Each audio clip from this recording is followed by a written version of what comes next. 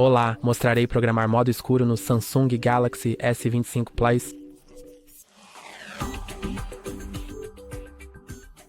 Para agendar o modo escuro, vá para as configurações, depois vá para a tela. E agora você verá as opções escuro, claro e escuro. Você pode ir para as configurações do modo escuro, então habilitar a opção ativar conforme agendado. E você pode configurá-lo para pôr do sol ao nascer do sol, ou um horário personalizado, e eu vou configurá-lo para algo como a partir das 22, que é 10 da noite, até as 5 da manhã.